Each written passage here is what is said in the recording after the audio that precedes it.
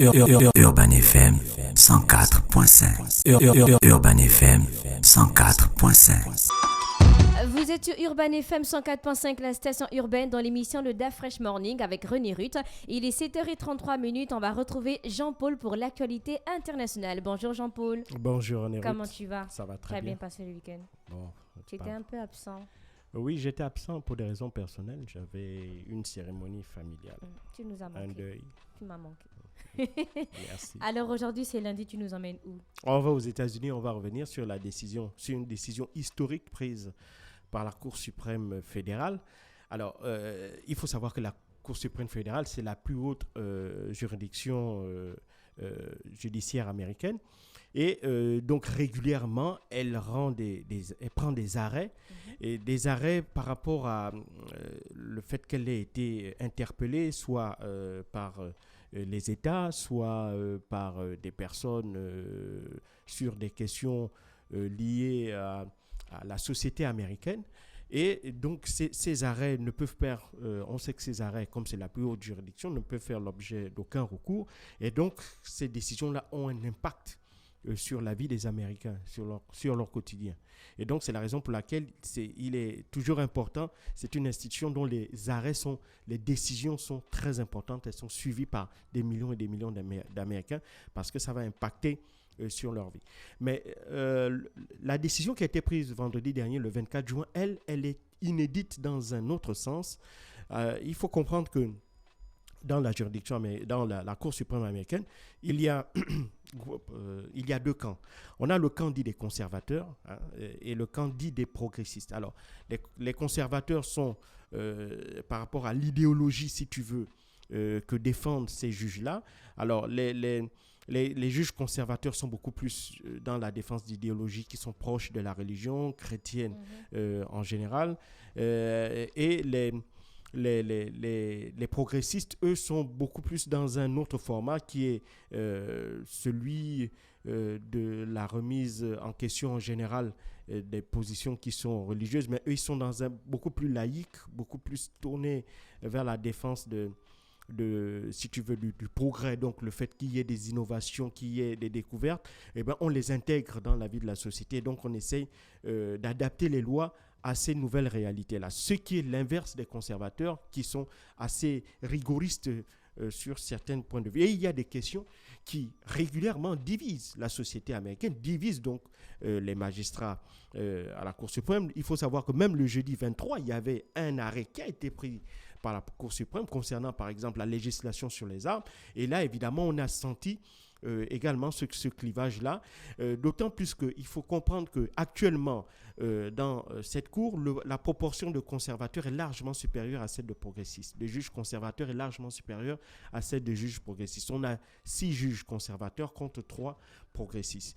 Il faut savoir que ce basculement-là a été fait grâce à un homme qui s'appelle Donald Trump. Parce qu'il faut savoir que durant son seul mandat, entre 2016 et 2020, il aura permis la nomination de 3 juges à la Cour suprême. Donc, un tiers des juges à la Cour suprême ont été nommés par Donald Trump. Un tiers. C'est même du jamais vu dans l'histoire des États-Unis d'Amérique qu'un seul président, en un seul mandat, puisse autant bouleverser, si tu veux, la composition de la Cour suprême. Et donc, ça a fait que, à partir de là, eh ben, toutes les positions, si tu veux, que le progressiste que l'on pouvait penser que la Cour suprême pouvait prendre, eh ben, ça a été balayé. Parce qu'avec cette accentuation de la domination des juges conservateurs, il est clair que lorsque, par exemple, vous avez des proportions qui sont assez proches, prenons par exemple 5 juges d'un côté et 4 de l'autre, on voit souvent que le basculement, convaincre un juge, c'est possible. Et donc, lorsqu'on a une proportion qui est de 54, on peut quand même voir les positions évoluer. Or, lorsque vous avez cet écart-là entre 6 juges d'un côté et 3 de l'autre, il est clair que c'est la position des juges qui sont majoritaires qui va être prise et il n'y aura aucun basculement possible. Et c'est justement ce à quoi nous assistons aujourd'hui avec ces 2 arrêts pris par la Cour suprême américaine, l'un sur la législation des armes à feu qu'elle avait pris le jeudi 23 et le jeudi 24, elle a pris un arrêt concernant l'avortement. Alors, il faut comprendre quoi? Il faut tout part du fait que l'État du Missouri, qui est un État du sud des États-Unis, avait décidé de modifier sa législation sur l'avortement. Alors, donc, au départ, avant cette modification, il faut savoir que le Missouri avait décidé de réduire de 10 à 6 semaines le délai, enfin la période durant laquelle une femme pouvait pratiquer un avortement. Or, il faut savoir que à 6 semaines, souvent, les femmes ne sont même pas au courant qu'elles sont enceintes, puisque si tu veux, leur corps ne change pas, elles ne sentent pas encore qu'il y a une modification à l'intérieur d'elles, donc elles ne sentent pas qu'il y a la présence de cet embryon-là qui est en train de se faire. Et donc, demander à des femmes qui, pour la plupart du temps, ne sont même pas conscientes qu'elles sont enceintes durant les 6 premières semaines, leur dire qu'au-delà des 6 premières semaines, donc au-delà, on sait parfaitement qu'au-delà, c'est à ce moment-là qu'elles vont se rendre compte qu'elles sont enceintes, leur dire que là, ce ne sera plus possible de se faire avorter, ça, c'est quelque chose, évidemment, qui rend l'accès à l'avortement difficile. Et donc ça va avoir un impact sur la vie sociale des femmes et sur leur droit justement à l'avortement. Et donc cette Cour suprême avait été saisie par des associations de lutte pour l'avortement pour essayer de contrecarrer, si tu veux, cette décision de la Cour suprême du Missouri.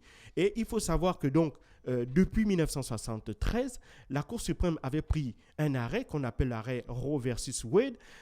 Cet arrêt concernait abordait plutôt la question de la constitutionnalité des lois qui criminalisent ou qui restreignent l'avortement. Et donc, la Cour avait statué à l'époque, par cette voie contre deux, que le droit à la vie privée en vertu de la Due Process Clause qui découlait du 14e amendement de la Constitution américaine, donc, s'étendait à la décision d'une femme de poursuivre ou non sa grossesse, mais que ce droit devait être mis en balance avec les intérêts de l'État dans la réglementation de l'avortement, à savoir d'une part protéger la santé des femmes ou protéger le potentiel à la vie privée. Enfin, pas ou. Protéger la santé des femmes et protéger le potentiel à la vie humaine. C'est très important. Alors, qu'est-ce que ça voulait dire, tout simplement? Cet arrêt Roe versus Wade, au départ, l'arrêt qui avait été pris en 1973, disait que le droit à la vie privée, donc le droit à l'avortement, pouvait être considéré comme un droit à la vie privée qui était conféré par le 14e amendement de la Constitution et que de par ce lien-là avec le 14e amendement, donc, la Cour suprême demandait aux États de légiférer sur le plan local sur cette question en tenant compte à la fois de la protection de la santé de la femme, c'est-à-dire qu'il fallait mettre des conditions dans lesquelles la femme devait avoir quand même la possibilité de devoir être avortée si sa santé était en danger. Par exemple, c'est ce qu'on appelle des interruptions thérapeutiques de grossesse, lorsque l'embryon est mort, lorsque la grossesse risque de porter atteinte à la vie de la femme. Donc, il faut protéger la santé de la femme coûte que coûte. Et d'un autre côté, il faut aussi tenir compte de protéger le potentiel de la vie humaine. C'est-à-dire que si si la santé de la femme n'était pas clairement si la vie de la femme n'était clairement pas mise en danger, et bien là, on devait a priori pencher vers la défense de la vie de l'embryon, donc du potentiel humain, donc du futur bébé, du futur être humain. Donc, donc en fonction de ça, on a eu des États tous les États donc n'ont pas interdit totalement l'avortement, mais si tu veux, l'accès à l'avortement variait d'un État à l'autre. Les États conservateurs mettaient en place des législations qui étaient beaucoup plus restreignantes, contraignantes, mais permettait quand même aux femmes d'accéder à l'avortement et parce qu'elle privilégiait la protection du potentiel de la vie humaine et donc elle protégeait ce qu'on appelait, ils étaient des pro-life, donc anti-avortement, ces États conservateurs-là. Et puis vous avez des États progressistes qui étaient pro-avortement, donc qui étaient contre, si tu veux, le maintien coûte que coûte de l'embryon et du fœtus. Et donc, c'est comme ça que, si tu veux, les États-Unis ont navigué pendant 50 ans. Et pendant 50 ans, il y a toujours eu la question de l'avortement, deux camps distincts qui se sont toujours opposés sur ces questions-là. On avait un camp conservateur qui dans les partis les plus extrémistes même, il n'y a aucune restriction possible pour l'avortement, il n'y a aucune condition pour lesquelles on pouvait autoriser l'avortement. Et dans le camp progressiste, on considérait au contraire que la vie de la femme primait sur la vie de l'enfant au nom de la liberté de la femme de pouvoir disposer de son corps. Et donc, à ce titre, les femmes devaient elles-mêmes d'abord choisir si, oui ou non, elles devaient avorter. Donc, c'est ces deux camps-là, pendant les 50 dernières années, qui se sont opposés aux États-Unis. Il faut savoir qu'au cours de ces 30 dernières années, cet arrêt Roe versus Wade avait connu quand même un amendement, c'est-à-dire une réécriture de la part de la Cour suprême. Mais dans le fond, l'avortement restait un droit constitutionnel, un droit fédéral, disons pas constitutionnel, un droit fédéral garanti par cet arrêt Roe versus Wade là. Et qu'est-ce qui s'est passé le 24 juin dernier? Eh bien, le 24 juin dernier, ce qui est inédit, c'est que depuis la création de la Cour suprême en 1790, la Cour suprême, dans tous les arrêts, dans toutes les décisions qu'elle a toujours prises, régulièrement, elle est revenue sur des questions que d'autres juges, c'est-à-dire d'autres juges avaient prises avant.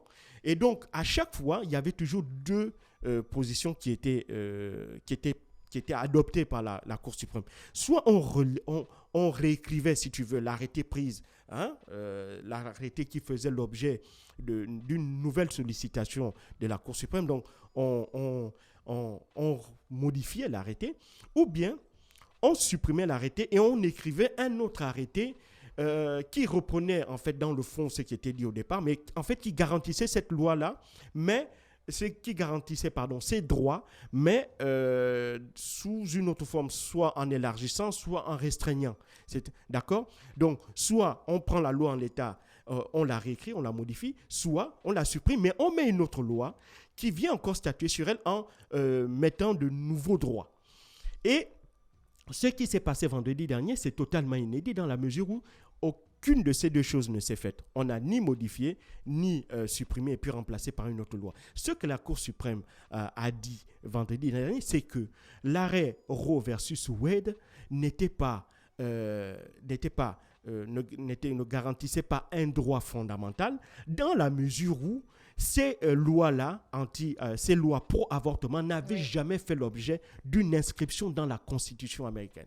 Donc, on n'a jamais écrit dans la Constitution américaine que les femmes avaient droit à l'avortement.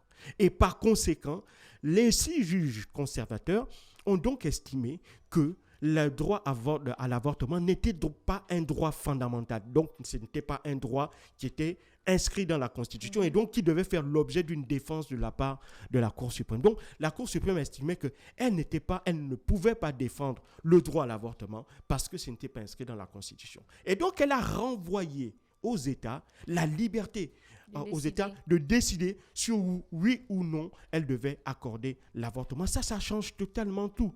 Parce que, comme je l'ai dit, la décision qui avait été prise en 1973 obligeait les États, même ceux qui étaient farouchement opposés à l'avortement, à quand même permettre l'accès à l'avortement, même si les conditions étaient particulièrement restreignantes, comme c'est le cas, comme je l'ai dit, au Missouri, on avait décidé de diminuer la période durant laquelle la femme avait accès à l'avortement à 10 semaines, mais quand même, il y avait une possibilité d'accéder à l'avortement. Or là, on dit aux États, si vous êtes contre l'avortement, vous l'interdisez totalement. Si vous êtes pour l'avortement, vous l'accordez tout simplement. Et ça change tout.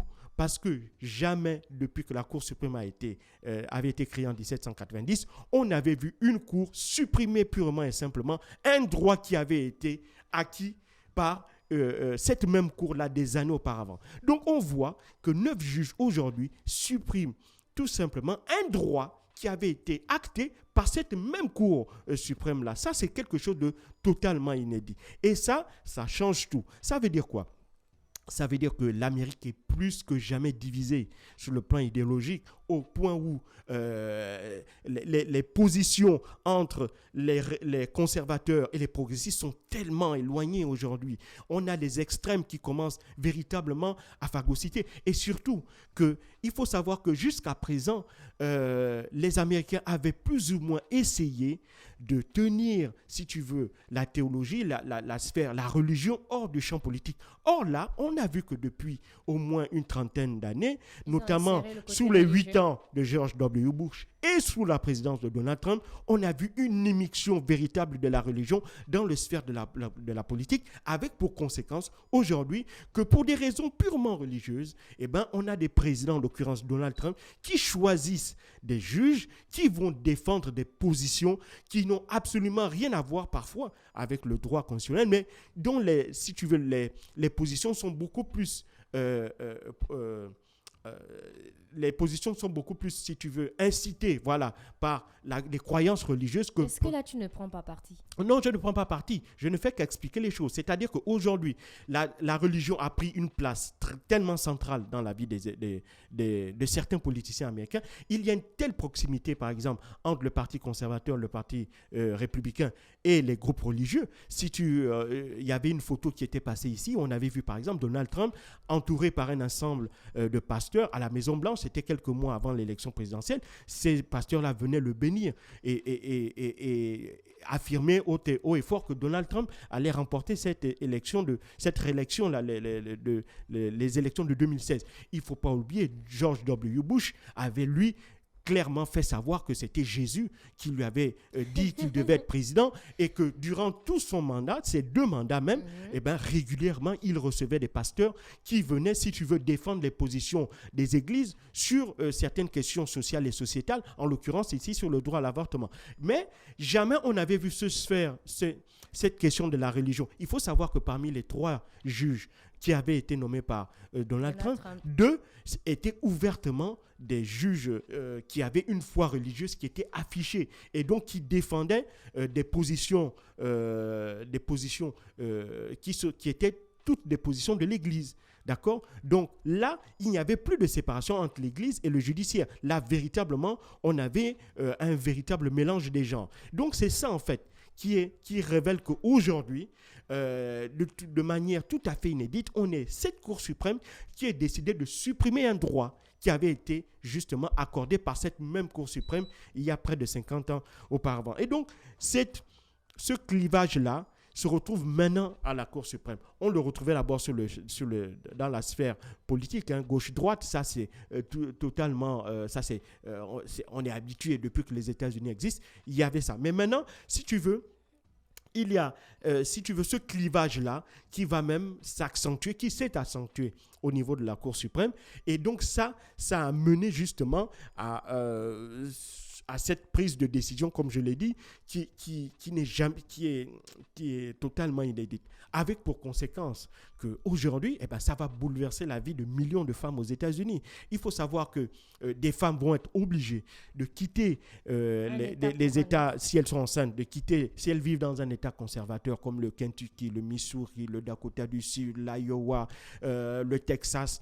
Elles vont devoir quitter ces États-là, aller vers un État où l'avortement est autorisé, par exemple l'État de New York, la Californie, l'Oregon par exemple, eux ils autorisent toujours l'avortement et donc ça veut donc dire qu'il faut dépenser de l'argent pour le voyage, pour l'hébergement, pour les frais médicaux, donc ça va leur coûter énormément d'argent. Et donc du fait de cette situation-là, ça veut donc dire que les femmes qui sont dans la précarité, des femmes qui sont des femmes qui élèvent seules leurs enfants n'auront plus accès à l'avortement. Si elles tombent enceintes, elles sont obligées de garder cet enfant, d'autant plus que si vous prenez un État comme le Missouri, l'avortement est interdit, point barre, quelles que soient les conditions, même si la vie de votre vie en tant que femme est mise en danger. Donc, même des interruptions thérapeutiques de grossesse sont interdites. Donc, si vous vivez dans cet état-là, et que vous n'avez pas les moyens d'aller vous faire avorter ailleurs, vous allez tout simplement mourir.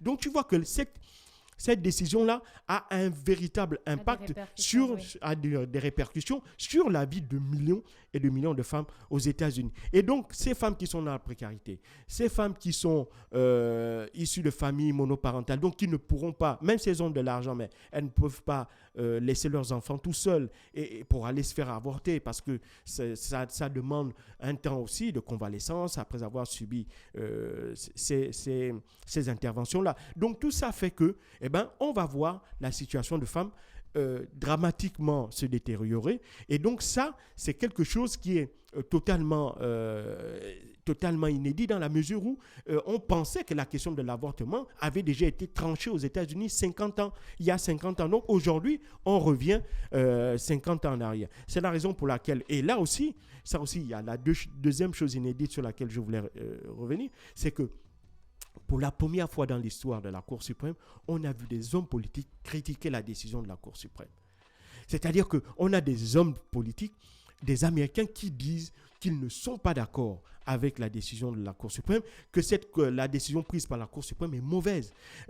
Avant, quand la Cour suprême prenait une décision, qu'elle soit pro-conservatrice ou pro-progressiste, le camp qui était lésé prenait tout simplement acte, mais ne critiquait jamais la position. Donc ça veut dire que lorsque la Cour prend une décision, on ne peut pas faire appel. Non, on ne peut plus faire appel. Et donc, par respect pour cette institution-là, les hommes politiques américains, donc surtout ceux qui étaient des camps, appartenant au camp qui était lésé par la décision prise par la Cour suprême, s'abstenaient de tout commentaire sur la décision prise par la Cour suprême. Or là, on a vu pour la première fois des hommes politiques fustiger carrément une décision prise par la Cour suprême. C'est le cas de Joe Biden qui a accusé la Cour suprême d'avoir pris une décision rétrograde et qui portait justement atteinte à la vie de millions et de millions de femmes. Il a même qualifié cette décision d'erreur tragique résultant d'une idéologie extrémiste de la part de la Cour suprême. Ça, c'est extrêmement fort comme terme. On a aussi vu Barack Obama qui a notamment tweeté en disant « Aujourd'hui, la Cour suprême a non seulement renversé près de 50 ans de précédents historiques, elle a également, au bon vouloir des politiciens et des idéologues, laissé la décision la plus personnelle qui soit. » Donc, Barack Obama aussi s'y est mis. Il a également fustigé évidemment cette décision prise par la Cour suprême. En Europe, le président Macron, par exemple, lui, il a exprimé toute sa solidarité à ces millions de femmes américaines qui seront frappées par cette mesure. Et même le Premier ministre canadien, par exemple, Justin Trudeau, lui, il a dénoncé une décision horrible. Par contre, il y a aussi, de l'autre côté, des gens qui se sont réjouis de cette décision-là. C'est en l'occurrence Donald Trump. Donald Trump, sur une chaîne américaine, avait tout simplement annoncé que c'était une décision de Dieu. Si la Cour suprême a décidé d'abolir ce droit à l'avortement, c'est que c'est Dieu qui l'en a décidé et que donc Dieu a décidé de rétablir un certain équilibre, si tu veux, dans la vie des Américains. D'accord. Et donc, c'est un peu là où on en est. Depuis vendredi, il y a des manifestations à Washington et notamment à New York et dans quelques grandes villes des États-Unis de la part des femmes. Pour la plupart, ces manifestations-là étaient spontanées. Et ces femmes-là sont descendues dans la rue pour rétorquer leur droit à l'avortement. Mais il est clair que, étant donné que les décisions de la Cour suprême ne sont l'objet d'aucune révocation et que lorsque vous regardez l'âge moyen de ces juges-là qui tournent aux alentours de 55 ans, il est clair que pendant au moins 30 ans, cette interdiction de l'avortement va perdurer aux États-Unis et c'est peut-être après, si on a de nouveau une balance en faveur des juges progressistes, que l'on pourrait éventuellement espérer voir un retour encore de la part de la Cour suprême qui pourrait accorder de nouveau l'accès à l'avortement aux femmes américaines. Merci à Jean-Paul qui revenait sur l'actualité internationale. Retrouvez sa rubrique sur la chaîne YouTube de la radio Urban FM 104.5, la station urbaine. On se retrouve dans quelques instants pour la suite des programmes. Urban FM 104.5.